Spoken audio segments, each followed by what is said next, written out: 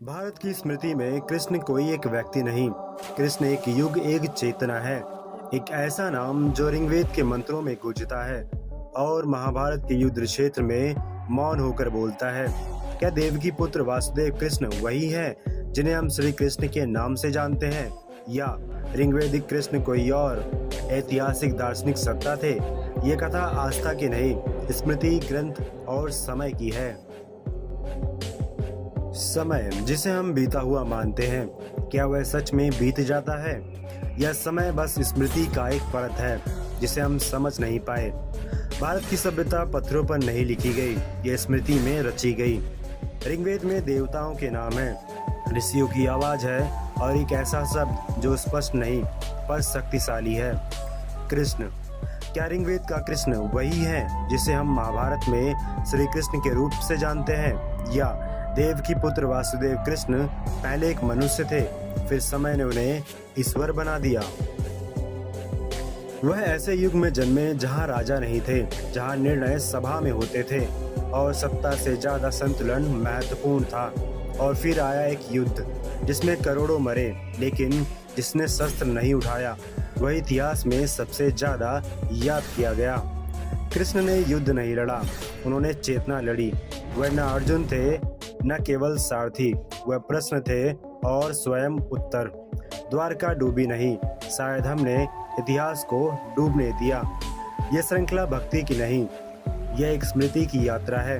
यह कथा उस कृष्ण की है जो ऋग्वेद में संकेत है, इतिहास में मानव है और महाभारत में कालातीत हो जाता है। क्योंकि कृष्ण बीते नहीं, वह हर युग में लौटते हैं। इतिहास उन लोगों को याद रखता है जो जन्म लेते हैं और मर जाते हैं, लेकिन कुछ नाम ऐसे होते हैं जो मरते नहीं, वे युग बन जाते हैं।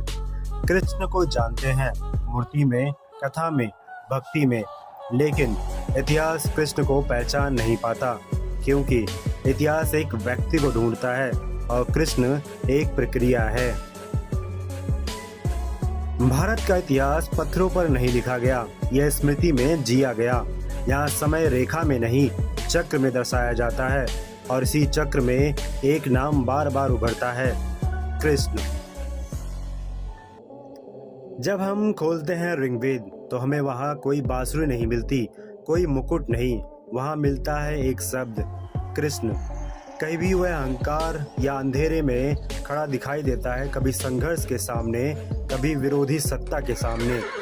वैदिक कृष्ण ईश्वर नहीं, वह संदर्भ है। क्या ऋग्वेद का कृष्ण वही है जिसे महाभारत जानता है? क्या देवकी पुत्र वासुदेव कृष्ण पहले मनुष्य थे, और अगर हाँ तो वह मनुष्य ईश्वर कैसे बने?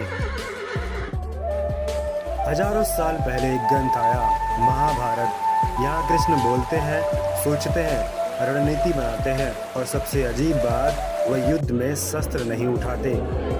वह स्वयं कहते हैं, मैं करता नहीं हूँ, फिर भी हर निर्णय उन्हीं के चारों ओर घूमता है। यही विरोधाभास कृष्ण को सामान्य मनुष्य से अलग करता है।